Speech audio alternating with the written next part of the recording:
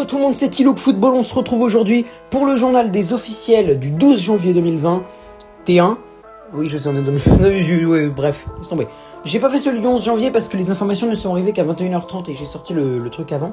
Et je n'ai pas sorti le truc avant parce que, de base, je les sors à 21h, mais sauf qu'il y avait absolument rien à 21h, donc j'ai laissé tomber. Et en fait, les informations sont arrivées à 21h45 et bref.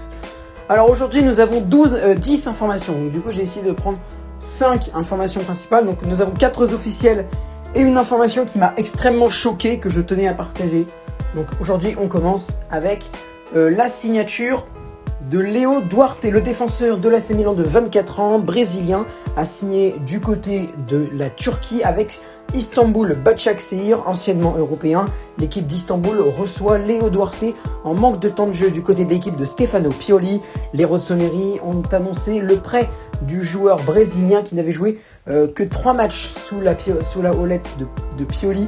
Il avait joué un match de Serie A et 2 matchs d'Europa League. Donc Léo Duarte va se relancer du côté stambouliote, mais ils sont 12e du classement de Turkish League, donc c'est un petit peu compliqué en ce moment. J'espère que Léo Duarte arrivera à redresser la barre.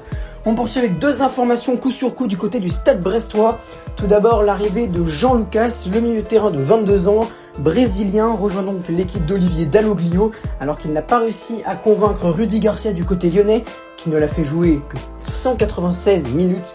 Jean Lucas va se relancer dans une équipe brestoise qui a besoin d'un nouveau milieu de terrain. Il a 22 ans, le mec, je pense que ça pourrait très bien fonctionner.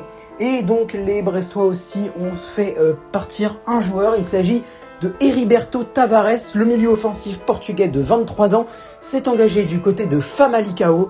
Le joueur qui n'avait joué que 39 minutes sous la houlette de Dalloglio n'a jamais réussi à s'imposer. Il était arrivé de son championnat natal, le Portugal, mais Dalloglio ne lui a jamais vraiment fait confiance. 39 minutes seulement, c'est même pas une mi-temps.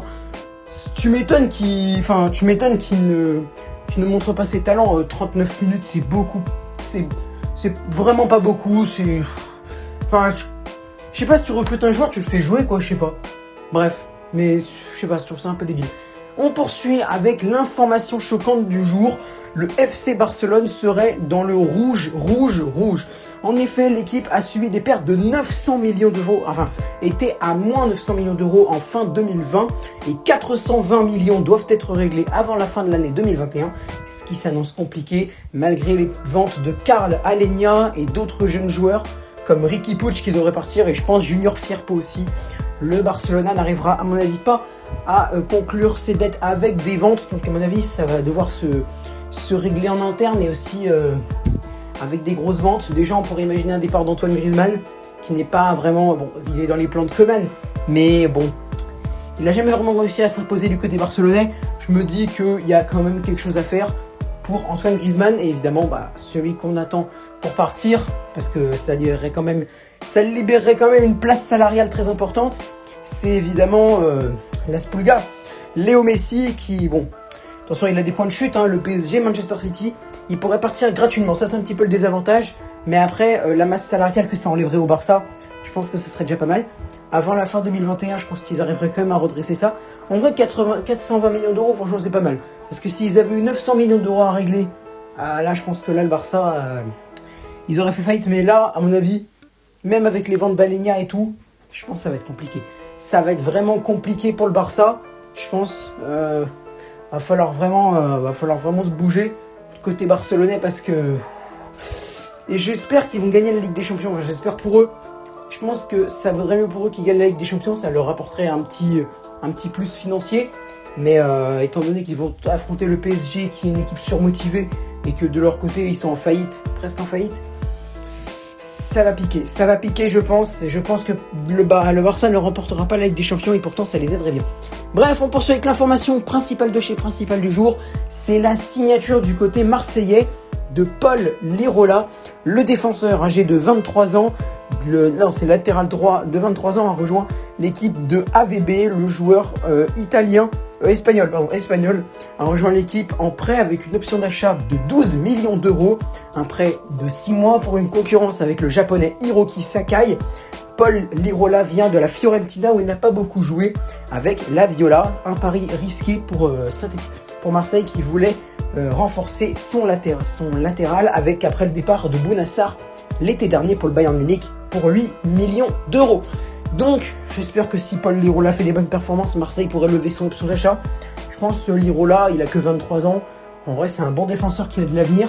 Si le mec avait encore 31, 32 ans, ça aurait été compliqué. Mais là, il a 23 ans. Je pense que c'est un vrai bon pari. Parce qu'on va pas se mentir, c'est un énorme échec. Yuto Nagatomo. Donc pour moi, dites-moi en commentaire les supporters marseillais ce que vous en pensez de cette arrivée de Paul Lirola. Moi, franchement, je ne connais pas ce joueur. J'ai dû l'entendre, je crois que j'ai dû en entendre parler une ou deux fois, mais en vrai pas beaucoup. Donc, j'attends de voir. Je pense pas qu'il sera là demain. Peut-être qu'il sera dans le groupe et qu'il entrera, genre vraiment. Mais à mon avis, il sera pas titulaire. Je sais pas. J'attends de voir ce que peut faire Lirola. Moi, je suis content pour vous. C'est un bon pari. 23 ans, c'est très bien.